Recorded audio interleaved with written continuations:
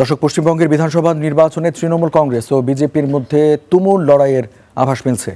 বেশিরভাগ জরিপে এগিয়ে তৃণমূল কংগ্রেস, তবে বিজেপি নিয়ন্ত্রিত গণমাধ্যমগুলোর জরিপে এগিয়ে বিজেপি। আরও বেশ কিছু জরিপ আপনাদেরকে বিস্তারিত জানাবো। দর্শক, আপনারা জানেন যে পশ্চিমবঙ্গের বিধানসভা নির্বাচনের মোট আসন হচ্ছে 294টি এবং সেখানে সরকার গঠন করতে প্রয়োজন হবে 148টি আসন। প্রথম দফায় ভোট দিয়েছেন 152টি আসনে এবং দ্বিতীয় দফায় ভোট হবে 142টি আসনে। তো দর্শক, আপনাদেরকে যে তথ্যগুলো জানাচ্ছিলাম, আরও বেশ কিছু তথ্য রয়েছে আমাদের কাছে, আপনাদেরকে জানাতে চাই।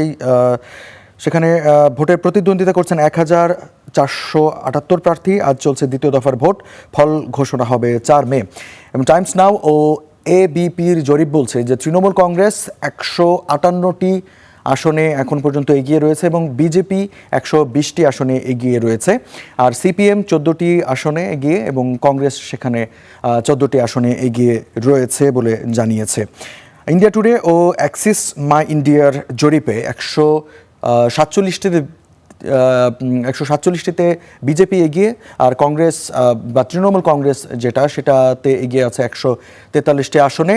সিপিএম 2টি আসনে এগিয়ে আছে এবং কংগ্রেস 2টি আসনে এগিয়ে আছে বলে জানানো হয়েছে। অর্থাৎ সেখানে হাড্ডাহাড্ডি লড়াইয়ের ইঙ্গিত দিচ্ছে এই জরিপ এবং সেখানে বিজেপিকে এগিয়ে রাখা হয়েছে। আর বিজেপি নিয়ন্ত্রিত গণমাধ্যম বলে পরিচিত রিপাবলিকের জরিপেও প্রায় একই চিত্র লক্ষ্য করা গেছে।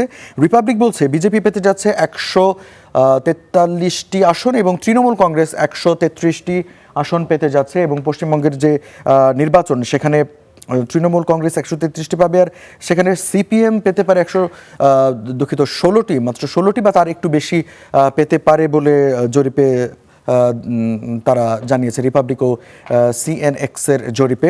আরেকটি জরিপ দেখতে চাই, ইটিজি রিসার্চ নামে পরিচিত যেই গণমাধ্যমটি, এটি জরিপ প্রকাশ করেছে। ইটিজি রিসার্চ জরিপে দেখা গেছে বিজেপি সেখানে পেতে চলেছে 110টি, আর তৃণমূল কংগ্রেস সেখানে পেতে চলেছে 169টি।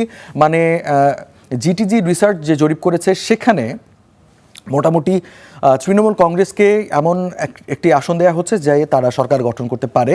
আর ইপসোস জরিপ সংস্থা, সেখানে তৃণমূল কংগ্রেসকে এগিয়ে রাখা হয়েছে 150টির মতো আসনে এগিয়ে রাখা হয়েছে ইপসোসের জরিপে তৃণমূল কংগ্রেসকে, আর বিজেপিকে দেখানো হয়েছে 115টি আসনে। মানে হাড্ডাহাড্ডি লড়াই হলেও কিছু কিছু গণমাধ্যম বিজেপিকে হারিয়েই দিচ্ছে বা হেরে যাবে বলে পূর্বাভাস দিচ্ছে।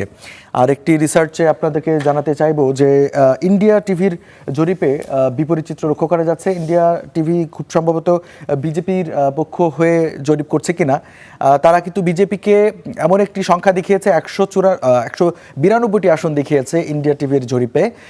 মানে বিজেপি অনায়াসে সরকার গঠন করতে চলেছে, আর তৃণমূল কংগ্রেস সেখানে 88টি আসন পেয়ে হেরে গেছে, এরকমটা দেখানো হচ্ছে। আর সিপিএম 12 বা তার চেয়ে বেশি আসন পাচ্ছে বলে এই জরিপে উল্লেখ করা হয়েছে। আরও একটি জরিপের তথ্য আপনাদেরকে জানাতে চাইব। সেখানে সব জরিপের গড় যদি আপনাদেরকে বলি, তবে তৃণমূল কংগ্রেস 141টি আসনে এগিয়ে, আর বিজেপি এগিয়ে আছে 138টি আসনে। সিপিএম মোট 13 বা তার চেয়ে বেশি আসন পেতে পারে। সব জরিপের পোলসের হিসাব মোটামুটি এরকম, কিন্তু সেখানেও এককভাবে তৃণমূল কংগ্রেস বা বিজেপিকে এগিয়ে রাখা হয়নি, অল্প কিছু ব্যবধান দেখানো হয়েছে। মোটামুটি হাড্ডাহাড্ডি লড়াইয়ের আভাস দেওয়া হচ্ছে, তবুও মনে হচ্ছে যে তৃণমূল কংগ্রেস এগিয়ে রয়েছে বা তারা সরকার গঠন করতে চলেছে। মোটামুটি এই ছিল জরিপের ফলাফল।